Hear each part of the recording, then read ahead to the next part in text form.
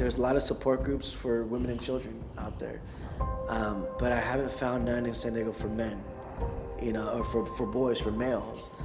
I've talked to people before, and as soon as I tell them human trafficking, they think it's something of the 1600s. But slavery is alive and well today as ever. It's worth and generates a lot of money. I was born on the island of Cebu in the Philippines. About 5 years old, my mother sold me into human trafficking, into sex trafficking. I used to have a little rock that I used to sit on outside our little straw hut. She came and she picked me up, and she held me. She hugged me for the first time. And she said something, and I don't remember what she said, but I know as an adult, I would like to think that she said, "I love you and I'm sorry." And then she took my hand into her hand, and we walked down the path, the trail where she usually went every single day. And we came around this bend, and it was just a massive crowd of people. And my mom held onto my hand, and she pushed people aside, and finally got up to the table. And I remember seeing this tall man, and he had long black hair, really dark, and just like my mother's. And I remember his eyes being really, really cold. I remember thinking, wow. The next thing I knew, he handed my mom, I believe was to be money, in her hand. And then he grabbed my hand, or grabbed my arm, and then I kind of felt my world stop. I just, like, the whole world just went quiet. I could see everything going on, but it just went quiet. I knew something was wrong.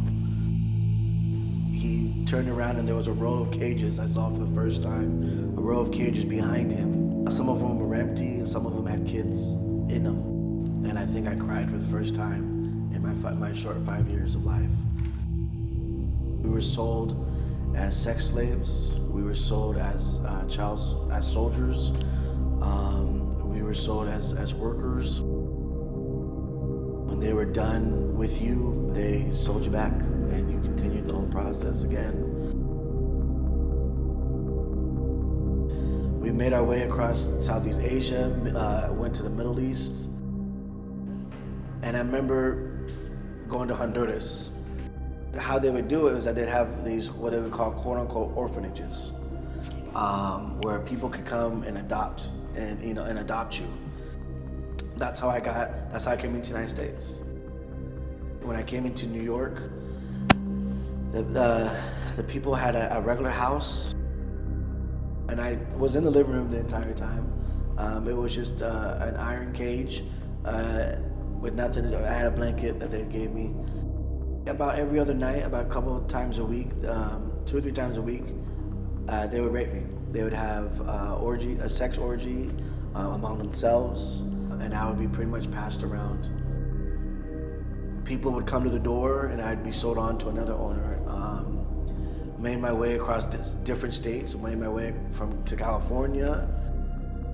I was locked in a room that had nothing but tile. My window was boarded up. There was an alarm on the door, and the door was always locked.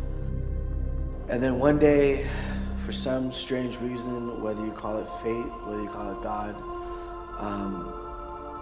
my door wasn't locked. And from the room that I was in, the back room, to where the front door was at, was maybe about 50 feet.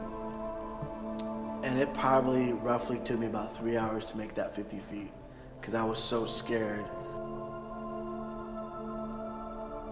That chapter of my life was over, because nobody ever came after me. Nobody came to say that they knew me or that I belonged to them or anything like that.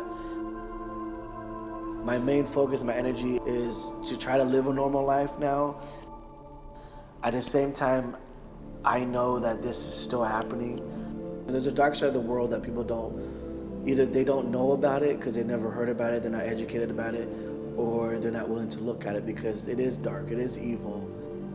But it still happens every single day, to this day, right next door. The houses that we're in, like I said, were regular suburban houses. I had neighbors that saw me, but nobody ever called. Take care of yourself, protect yourself and your family. If you see something that you think is suspicious, call. Call your local authorities, call, a response hotline. It's better to be wrong than for you to not call and someone like me gets shipped to another house. And And it happens to men, it happens to boys, it happens to girls, it happens to women of all ages. You know, it would have never happened in San Diego, it never happened in Chicago, it never happened in New York, but it does.